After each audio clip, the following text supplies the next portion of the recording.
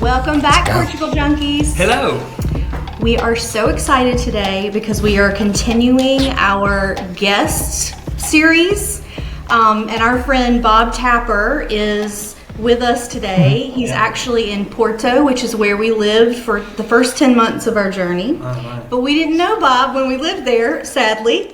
That's unfortunate. I know. We really missed out because I think we would have had a really good time. It would have been a lot of fun. Because we have a good time virtually, so we would have really had a good time. Hanging out with a glass of wine. A glass of wine. In person. Or Yeah. Yeah. But welcome, Bob. Thank you so much for being here.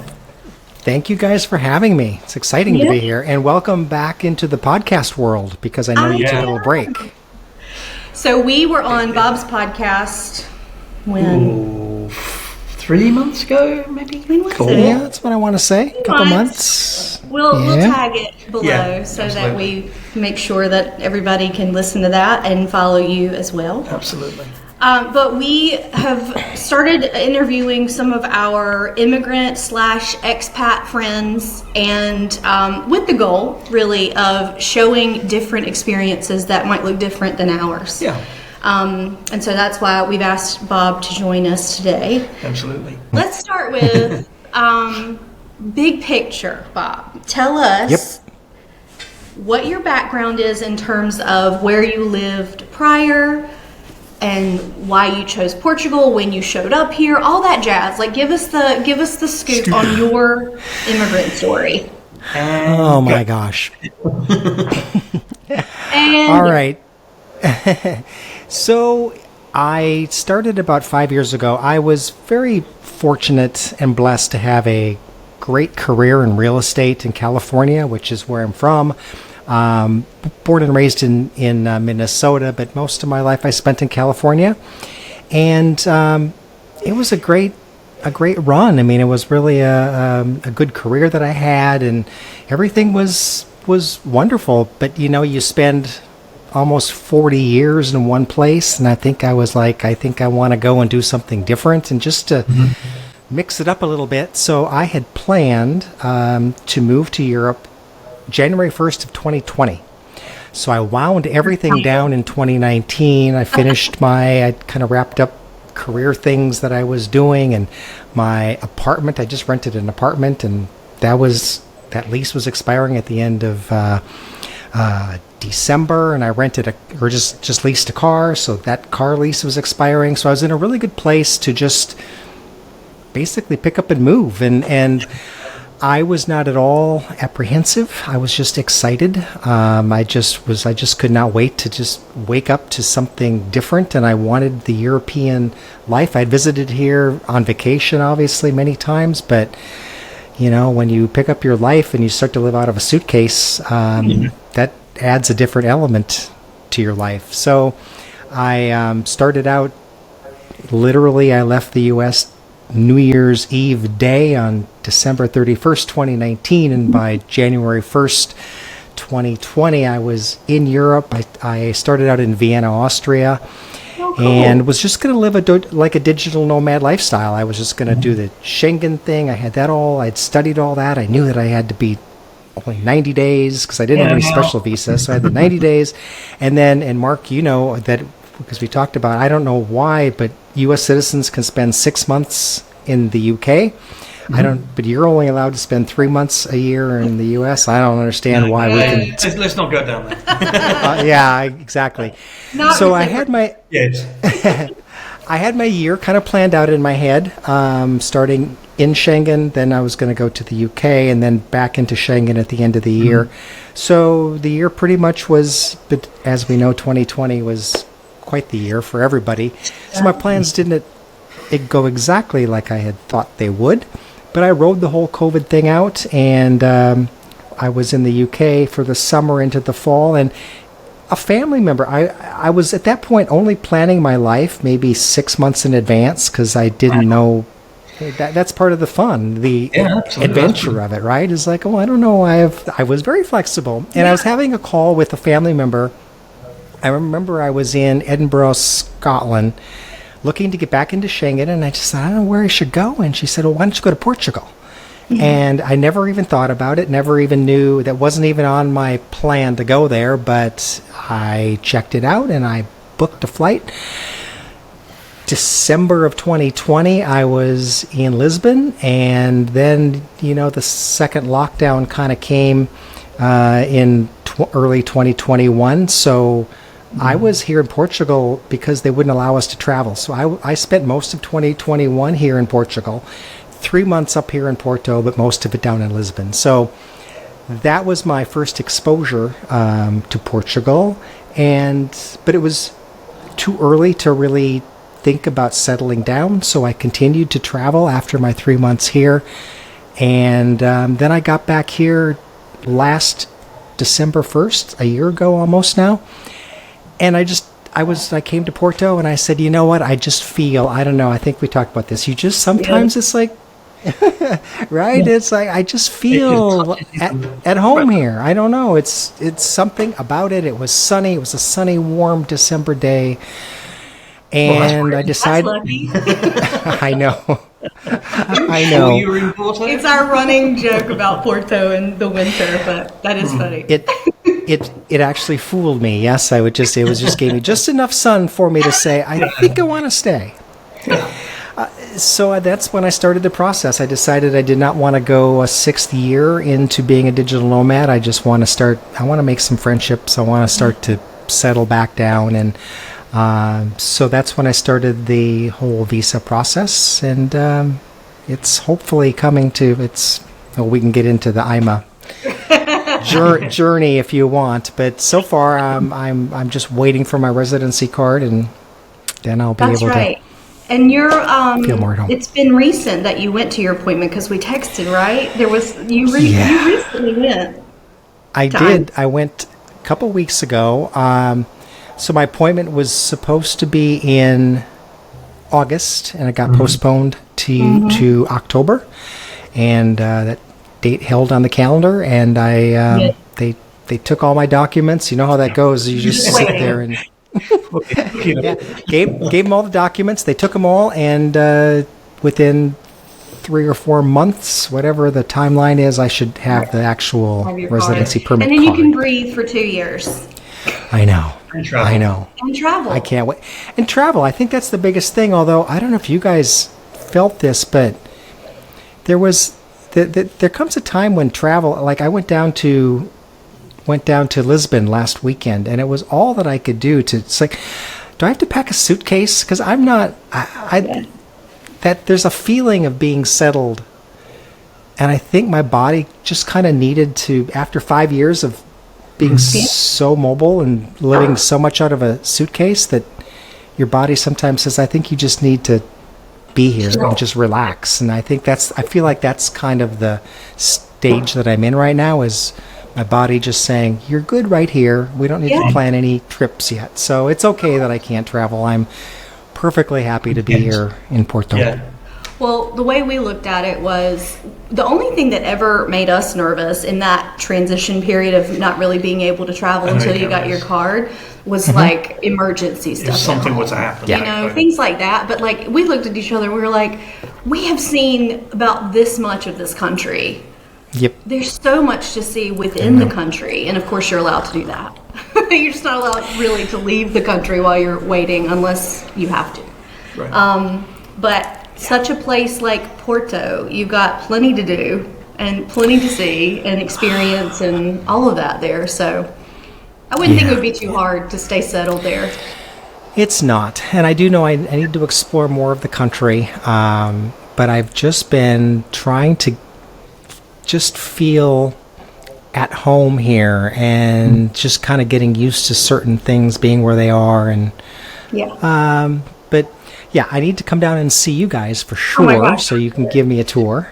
Absolutely. Honestly, it was really funny this morning. I was on TikTok, and I was just like, not doom scrolling, I was just like, it was just rotating over on my For You page, and there was this picture of like this video came up of Cafe Baltasar in Batala, which is one of the restaurant or like the brunch places that we would go to, literally just around the corner from our place. And I was like, That's one of the things I miss about Porto. Well, not one. It's one of the many things I miss about Porto. Was the ability to go for a really, really lovely brunch or a really, really lovely mid-afternoon snack that was not your typical Portuguese, although that's delicious. But sometimes I don't want bread and butter and a coffee for breakfast. I would like something a little bit more classic. And this video is like, oh my word. Yeah, I find the food here to be very creative. I felt it was different than being down in Lisbon. I felt that the food choices up here were just I don't know. There was just more variety. There's a freshness to everything that it just feels, and maybe it's the places that I'm going to. Innovative, yes, for sure. Yeah. So I enjoy, and I live right here in downtown, so I can walk out my door, and I sometimes will just wander the streets, and I'm like, okay, I need to try this. There's so many places to try. It's like and I need to maybe get more. Okay, every Tuesday and Saturday, I'm gonna like try a new place. I need to force myself to try to. We do the same thing here. Even in this small town, we have not been to. We certainly haven't been to every restaurant. Like there are a lot of even in Tavira of 20,000 people. Especially some of the snack bars and the local places. Well, we've things like that, and it's like we walk by and we're like, oh, I wanted to go there, and of course we walk by when it's closed. So then I feel like we do that constantly in terms of like the schedule of things when they're open, especially in the winter. It's totally different. Of course, it's fall, but it's totally different when the seasons change and tourism is not as prominent, and so they change their schedule, and we're just always feel like we're chasing these places that we haven't been. But it's good. And you can't trust Google. No. Like, we're open from 9 till 3. No, you're not. Hey babe, how many times do you think that we rode the should we or shouldn't we move to Portugal roller coaster before we actually did it? I don't know, maybe like 193 times. Wouldn't it have been so cool if we had us during that time, to talk to? Absolutely, I'd love talking to us. Me too! So, we've decided we are going to be the us we needed for you guys. If you want to shoot the shit, ask us anything, or just get some real life perspective from our experience of moving from the US to Portugal, we are now opening up our calendar for one-on-one calls. We can also hook you up with some of our best legal, immigration, and tax partners who helped us along the way. And we'll hop on Zoom together to answer anything we can for you as you try to decide what's best for you in your potential move to Portugal. Book with us right now on our Stan store at stan.store/Portugal Junkies, and we'll see you there.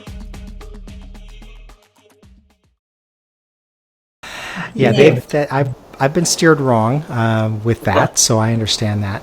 And there is definitely a change in the. I like the change of seasons. I mean, I could tell that the tourist season is kind of over. It feels so much quieter and emptier, and you can walk out onto some of these cobblestone streets, and they're empty. Yeah. But they're lit, and they're just, and I don't know about you, but so many streets, they have the Christmas decoration. I think Saturday night is when they're turning on the Christmas decorations. It'd be so pretty. It will be. And the Christmas markets in Porto, you weren't there last Christmas, right? I was, actually. I got here last December 1st. So that's right. I was staying here.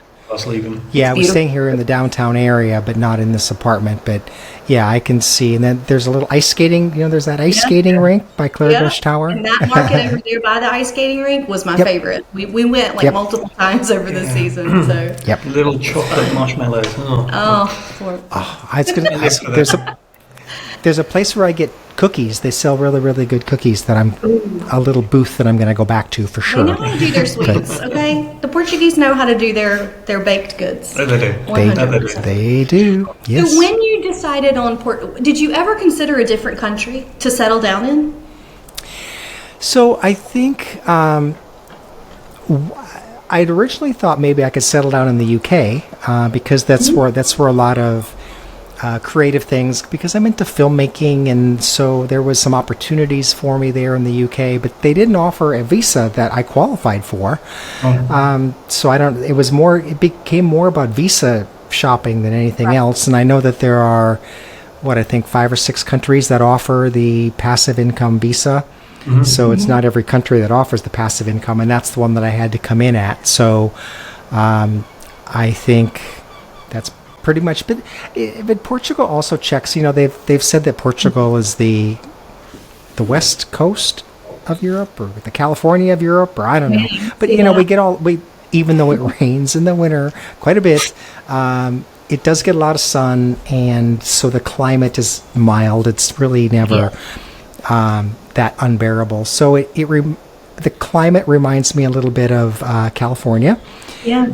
And there's creative things going on here also in terms of filmmaking, so that kind of checked a box. And a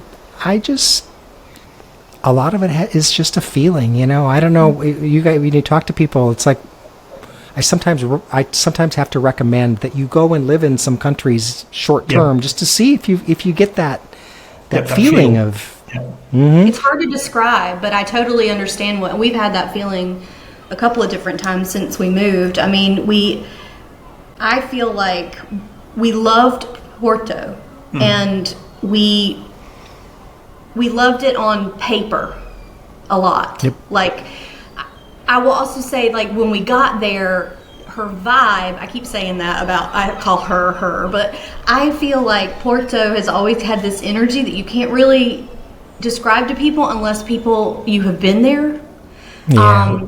And then when we went to the Algarve, it felt like Tavira specifically was one of those places, and it's hard to describe to someone who hasn't gone to a place and went like, oh, why does this feel like this is the right place? You can't really put your finger on what it is. It's just a gut feeling. And I don't think that anything can take the place of that. Like, you can look on paper and you can say this checks, 9 out of 10 of the boxes that I'm looking for in a place. But if you get there and you don't have that, like, draw to it. I feel like it could potentially not be your final place. You know what I mean? Right. So, Yep. I'm totally with you. I'm very into the intuition. I think if we just kind of listen, sometimes we get guided, and we kind of there's just a little hand that comes on your shoulder and says, I think you should settle down here. That's right. Like, at least try it for a while. This has good guns. Yes, for me, exactly. We were sort of coming along to the Algarve, and we'd gone to Lagos, and we'd come to here, and let's just sit by the river, have some lunch. And it was, I can't remember the name of the restaurant, but it's on the Gila River. And sitting there, glass of wine, eating a curry, and I just sat back and thought, I found my next place. And you got a little teary. It was just in that moment, I was like blown away with everything I'd seen and experienced within Tavira, and the people, and just the smallness of it. It's not massive, but it's big in its energy. It's big in whatever you need it to be. For me, it was always going to satisfy something that I needed. Especially after speaking with a lot of people about, small town Algarve, in the winter everything's going to be shut, nobody comes out at daytime. And that's complete rubbish. I mean, yes, there are things that shut early, as I've mentioned, don't trust Google. But equally, there are so many individual, as you might call, mum and pop shops, that really you should be going, not you, but one should be going to, if you want to integrate into the culture, into that environment, and give back and get to know these people. As you're walking down the streets one day, it's like, a little high. It means so much to me personally. I mean, I think that's what I'm always looking for when I travel, or when we decided where we wanted to live. It was a case of, can this sort of really hold my heart as much as being able to go and do stuff? And recently, with a friend, Charlie and I, we found walking football. And it's absolutely fantastic. Love it. There's like 30 blokes there. It's brilliant. He's been so You know? excited. And He's it's like, so I haven't played multinational. football since It's I was not- like. It's not just English and Americans. It's like Dutch, French, German, the whole gambit of Europe, and it's absolutely fantastic. Yeah. Love it. Well, I think It's called walking football. Walking Yeah. football. So you yeah. said? instead of running Yeah. like traditional, Yeah. like I mean, there are a few fouls because people too tend to run. Well, I mean, it is if you're football. not being watched, quick, get that ball. Wow. I think that just goes back to the whole idea of like how finding your community and what are the things that you enjoy. You were talking about film Filming, and yeah. like doing those kind of Yeah. finding that artist community. I'm Yeah. sure is huge. Yeah. There's nothing like it. I remember from my days in theater. It's like you find those Yeah. people that have that That's right. same Energies. And, energy and like what do you get jazzed about, and if it's that same thing, it's like you just immediately feel like, oh, these people get me, and that's huge Yeah. when you've moved into a different country. And I think a lot of times that is indicative of like what feels like home, or what makes a place actually feel like home, is when you can find those people, Yeah. So tell me a little bit about what it's like in terms of not all the rainbows and butterflies, and not even necessarily about visa, because we know that it's challenging. Like, what are some of the biggest challenges you faced moving over here, living in Portugal, leaving the U.S.? What did that look like? What are the challenges? So I think the biggest challenge has just been to kind of modulate a little bit in terms of energy. We're talking about energy. As I'm sure we've discovered, things move slower here. And it made me realize how much, coming from the U.S., how much our minds are just continually focused on going. And when you come here, you have to say, I may want to like go with some kind of idea or something I want to do, but that doesn't mean that the people around me are necessarily ready to move at the pace that I want to move at. So I had someone tell me recently that it was an idea that I had, and he said, it's a great idea. I think you might want to just slow it just a little bit, because Portuguese people tend to be they kind of want to get to know you a little bit better. They want to get to, they're just not as willing to just go with something so quickly as we are in the U.S. And I'm that's fine. I'm glad that I grew up the way that I did, and that I have the mindset that I have to make things happen. But things just work slower, and the whole visa process was, they would email me and want some information, and I would email back within a few minutes, and then I wouldn't hear from them for like 3 days. And I'm like, come on, you just emailed me. I just emailed you back. You mean you've already moved on to some other piece of business, and you're not going to get back to me for 3 days? So, Gosh, 3 days. I know. So I think those are the things. It's just a little modulating the energy to kind of fit with the surroundings, rather than me trying to force something that's just not the right energy. So No. And you That's a can't. challenge. That's the thing. I mean, I think people who make the choice to move to a different country probably have at least halfway educated themselves on the fact that it's not going to be always easy, right? I think in general most people would know that, but I think it's hard again to explain what it means to, for instance, have been living in the United States and the hustle culture and all of that for decades. Yep. And then show up in Europe. I'm going to just say Europe in general, but definitely Portugal. And that difference of pace, and that I know I've talked to him about it multiple times since we've been here, how I have literally had to peel that off of me, that hustle culture, that productivity thing. I'm still peeling it off of me some days. Some days when we don't have much to do, and I'm like, shouldn't I be doing something? Right? Yeah. And we're so privileged and thankful for this time of like, let's figure out what we really want to do with our lives. But there are some days when I'm like, I'm not productive at all. I haven't done anything. Blah, blah, blah. I mean, it's just this mentality, and you realize how much that's been ingrained in you. Yep. And how do you even start to like get rid of that or feel that less when this is what you chose? Yep. You know, it's why you came, but it's hard. It's a definite hard thing for me.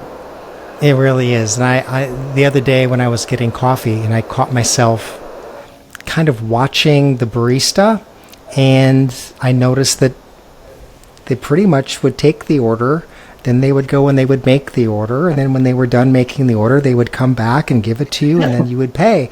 And I kept thinking, well, now you could take it if you wanted to. You could maybe take a couple other orders. You could start them going so that you can kind of. So our minds are like multitask. That's just what we've been wired to do, and that's not the way that it's efficiency is not the focus in Portugal. It is funny when you go into the bakery or into anywhere like that, where it's sort of a service face to face, but it's multiple items that you can choose from, such as coffees or bakery items or whatever, and it just seems to be, no, I have you, I'm going to satisfy you and your everything, and all the other 20 people that have walked in behind you, well, they'll be here, and maybe two will disappear, but hey, okay. And I think getting used to that is probably a really good example, Bob. 100%. That is the lifestyle. Yep.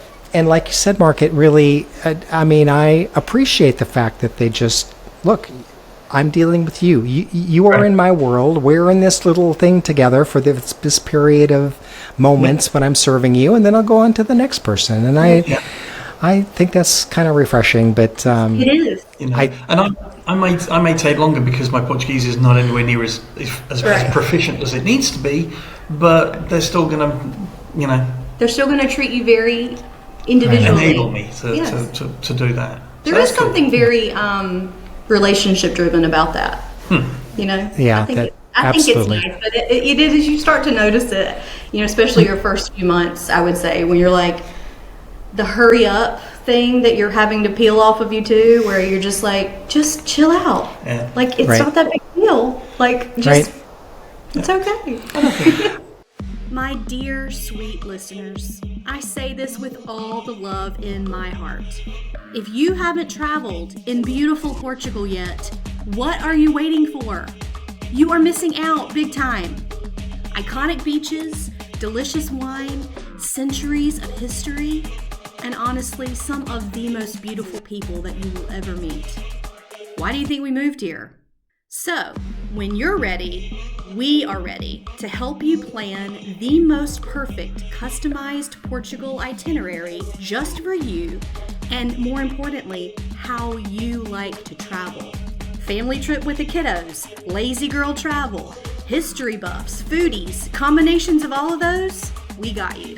After exploring Portugal since 2022 and then immigrating here, we're really excited to build travel plans for you that help you see this gorgeous, special place by understanding the way that you like to travel. Book a free call with us right now on our Stan store at stan.store/Portugal Junkies, and we'll talk through your ideal trip and start planning your customized Portugal itinerary. You'll even get your final itinerary on an app to use during your trip for easy access right on your phone while you're here. Remember, adventure is a verb, y'all. We're excited to help you plan yours. I went to the bank yesterday, and I've just learned to just block out probably an hour for the bank. Now, and maybe that's quicker than sometimes it takes. But there is no drive-through. There's really, and I'm sure the other thing that you've noticed, or I got so into the Amazon culture. I remember at work it was always, because that's where I would get things delivered. But everything, I had packages coming every day. It was just a continual Amazon delivery thing. This one too. Yeah. I don't miss it so much though now. No? Have you ordered through Amazon Spain through that? But then it comes with a different delivery service. And just every couple of things. But it's not 2 days, and it's not $2.50. No. Right. No.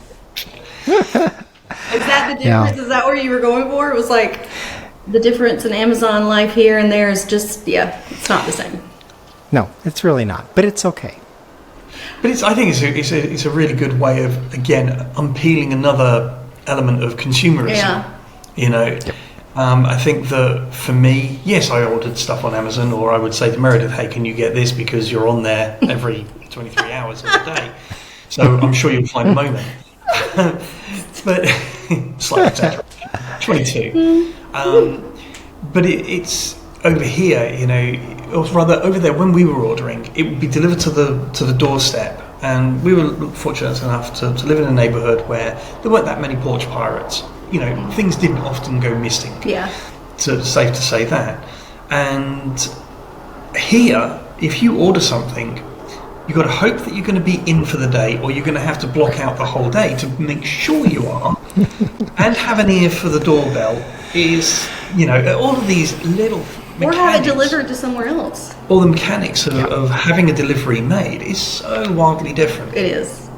And don't even get me started on people trying to send you stuff. We've just started saying, please don't try to send us anything. Yeah. Because we have to end up paying the fees to accept it. And it's crazy, but it's true. I mean, that's how it works here. And so, you know, there's certain cultural things that I still go, but it is this life. We're not here to change it. We just have to learn how to adapt to it and figure it out and deal with your own stuff about it, you know, how you feel about it. So and you need to make a list of what you need, and then you find your way around town and you go and get it. And I've discovered it helps me sometimes because it takes me to parts of town that I have never been to. So because I had to get this special whatever I'm looking for, I'm in this part of town. That's interesting. I've never been here, so it forces you to kind of go to another part of town, which is good.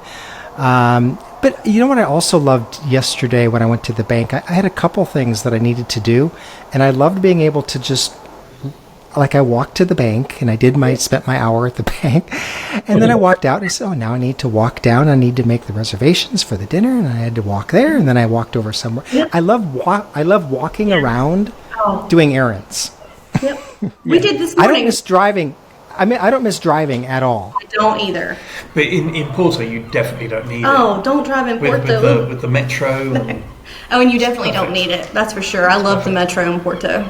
It's really, really great. Yeah. But it's so funny because you mentioned this whole walking culture, and we definitely have had many conversations about like how much we love that and how little we miss driving and all of that. So we walked out this morning to take the dog for a walk.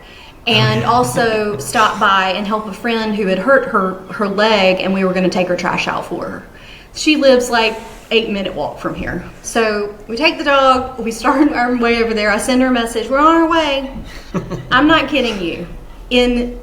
I would say it took us 45 minutes to get to her because we saw 3 people that we knew and are considered our friends that when we stopped, talked for 10 minutes apiece, right? And it's so funny. We got there and we're like, I'm sorry, we're a little later than we thought. And she's like, no big deal. And when I was walking home, I thought, how cool. Yeah. How cool is it that A, we know that many people, B, that's your daily life now if you want it to be that. You walk out your front door, you walk around town, you say hello to people because you know them or you know the shop owner or the restaurant, and it does feel like community. And I just found that really it exposed my heart this morning because I was like, wow, it was not just random people, it was like people that we know and that we've gotten to know and all of that here. Right. So I love that whole idea of, you know, it's the opposite of the car-centric American culture that I grew up with. I've had a car since I was 16, and then until now. I was so excited too the first time that I was walking down the street and someone called out my name and waved to me. And I'm like, and it was someone who was, I think, he was a barista at one of the places where I have coffee. And he said, Bob. I'm like, wow, somebody like knows me. So Porto, as big as it is, I think in this downtown area, is a little bit, you can get to know people. I started a note on my phone with people's names. I don't know if you've done this, because I'm not great with names. I don't know. And then there's so I've got them all listed down. So sometimes before I walk into I'm like, refresh my memory on their names, but it's fun. And the point, I mean, like the first couple times you can get away with like, remind me your name again, right? But exactly. now after a while, it's like, come on. I started doing the same thing because I feel like it's an easy way for people to like remember you because you remembered them, and it just fosters that like this is our neighborhood and this is our relationship, and hopefully we'll see you all the time. I love that too. Yeah. It's the easy things that make a big difference. Yeah, it's true. I think so too. So would you consider, you moved over here alone, right? You came alone. Yes. So I'm we were talking single, about yes. We were talking about how it was so important for us to interview and have guests on that are different from us. Meaning, because we talk about this all the time, and I mean, not that I'm trying to convince everybody and their brother to move abroad, but people who are interested. A lot of the hurdles that we hear, like, but we're not, I have kids, or because they're watching or listening to our story, it's easy for them to be like, oh, well, that's not my situation, so I couldn't do this. And so I find it really interesting that you did this by yourself, and I'm sure there are tons of people who have already made that choice, and tons of people who may be listening that would like to do that might be a little apprehensive. Like, what advice would you give? So I think you probably, I've always been an independent person, so it's never bothered me to be by myself. And so I think that probably factors into it. But one of the mantras, maybe you might call it, something that I've just thought for myself going into this journey, is that it's never too late. You're never too old. Be courageous and honor your passions.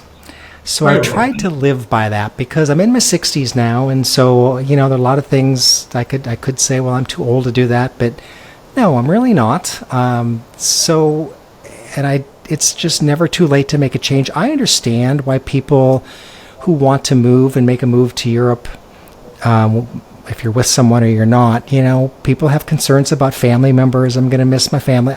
Those are all valid reasons why someone might not want to relocate over to another country. But, I think that's something that needs to be really looked at, really. Sometimes it comes down to, well, it's your life. So you got to live your life, regardless of what family or friends might feel or think. So there's a bit of courage that I think people need. I wouldn't let age stand in the way at all. And I think that it's always about remembering what your passions are in life and just continuing to somehow walk towards those passions. I really am fine being on my own, and I've never had a problem, but I will tell you that there are some days, and this is where I'm envious, like of you guys, where I would just like to kind of be, rather than have to look at my Google Maps all day long and figuring out how to get from point A to point B on my own, it'd be nice to have a partner or a friend who I'm just going to kick back. Tell me where to go and turn left. You just lead the way. So sometimes I think that would be nice, but overall, I think people should not be afraid, especially since it's relatively safe here. I think it's safe either for a man or for a woman to be on their own. But I think it really comes down to kind of being courageous. You know? Well said. Absolutely. I'll say this, that when I moved originally,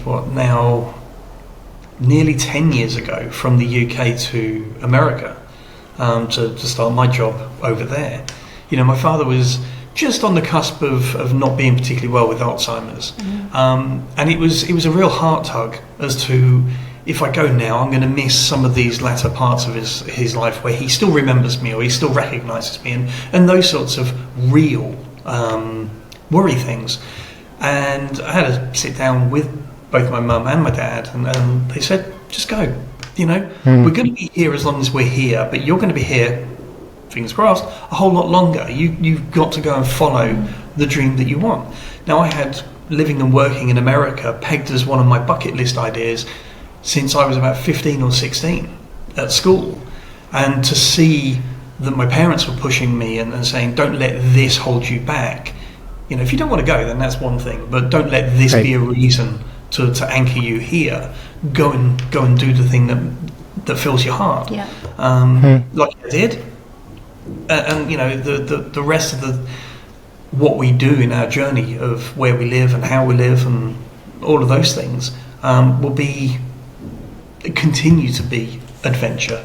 Well, and I think too, that's another thing I would like to explore through guests, maybe, because we both have stories of family who've been supportive. That not everybody gets that. And you have to be even more courageous and push past that when your family and friends are like, what are you doing? What about me? Stay for me. Right. And that happens more often than you think. So it'd be interesting to maybe interview someone where that wasn't as easy for them as it has been for us. Pull of the heartstrings. It's that's a whole different level of courage, I think. Or determination. Determination, I think. Or focus on, this is like you said, Bob, this is the life that I want to lead. This is what I want my life to look like, and my passions and what I want to experience. We are just, I know the cliche, it's totally cliche, but I mean, life is really short. It really is. And, I think we always talk about how when the fear of being regretful outweighed the fear of actually going and doing the thing, that was when we knew we had to go. Because it's like I would just die, literally. If I was on my deathbed and I'm sitting there thinking, oh my God, why didn't we go spend time in Europe? Yeah. That would be a sad ending. So, well, I guess one of the other questions I've got for you then, Bob, is what do you see as the future for you? Is it Porto for sort of as long as you can think ahead, or as far as you can think ahead? Is Porto, or is Portugal? Is it? How does that map for you now that you're here? Well, right now anyway, I think I just love being here. So I think it's going to be Porto. I mean, again, I was down in Lisbon last weekend and I just didn't get that feeling. It just didn't really hit me. It was fun to visit, fun to see some friends. But I got back here and it's like, this is nice. Now I am spending, I did spend last winter here because I know your Porto winter story where it rained. How long did it rain? How many weeks straight? 6 weeks, something like that. Yeah. Crazy. I was here. I got here in December. I spent January into February down in the Algarve. Then I went back to Minnesota for my VFS meeting. Got back here for a quick visit in March, permanently back in April. So my winter stay was a little sporadic up here. But I mean, I know how those rainy days can drag on and on and on. Whether that's enough for me to say it's just too wet and too rainy in Porto, so I need to look at other areas of Portugal. I guess that's possible, but I don't know. I think what I need is, we all need different things. But I really need creativity. I need vibe. I need energy. I need that. And so I can't go to too small. But I mean, as I get older, I mean, who knows? Who knows what I may want something totally different when I get older. But for right now, as far as I can see, the answer is I just want to stay here in downtown Porto. That's very cool. I love That's it. very cool. Well, thank you With the so seagulls. much. With the seagulls. I've heard miss them, them. and they're I miss beautiful. them. I do miss them sometimes. We have them here, but I remember in They're Porto. not as vocal here. They're not as vocal here. I don't know what that is about, but I remember in Porto in our apartment, our second apartment there. I could hear them in the mornings before I even opened the window shutters. Like, you woke up and you open your eyes and you're like, oh yeah, we live by the water, you know. And I just love that. That's a really good memory of Porto for me. So I love those seagulls. Yep. And I love it that they have been a part of this recording too, because it's like this is real life. Like we did our recording for our podcast, our first couple of podcasts coming back, you know, on our terrace, which we didn't have outdoor space last time. And most podcasters would be like, seriously, why are you doing it outside? But I'm like, look, this is our life. We've always been very like, you know, and the bells rang. The bells that ring at the half hour, but then the full on, and so we just let them ring, and this is what it's like here. Be in the moment. That's right. Yeah, that is.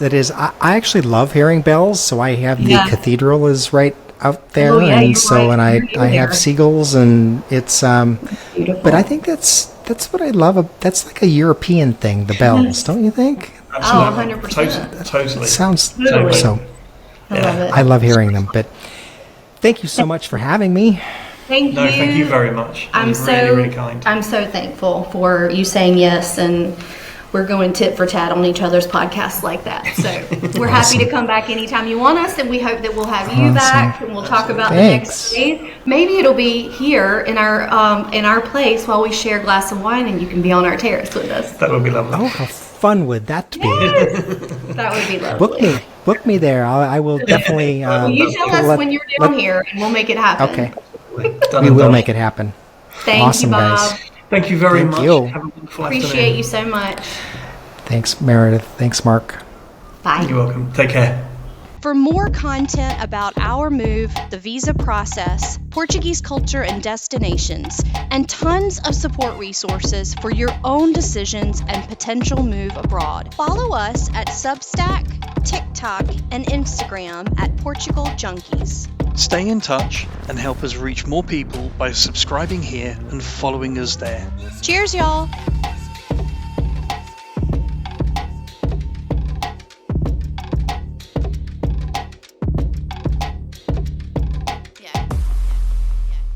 As an Englishman who moved to the US, I just don't get how taxes work in the US. Seriously, they make you guess how much you owe every year and then come back to you later to tell you just how wrong you were. Now add moving to Portugal to our tax situation, and I was even more confused. But then we met Rui Borges. We were referred to Rui, a certified public accountant here in Portugal, because we had so many questions we didn't even know where to start. He's so knowledgeable, responsive, and a great communicator, and though we may not have even scratched the surface of understanding the tax implications in Portugal fully, we are so confident to have him on our side. He's graciously offered our listeners a free consultation call and a 20% discount. So if you're looking for a trusted CPA to help you with your move to Portugal before, during, or after, we highly recommend him. Head over to our social media accounts on Instagram or TikTok, access our stand store in our bio, and download his full list of services for free. Plus, schedule your free call and get 20% off. Cheers!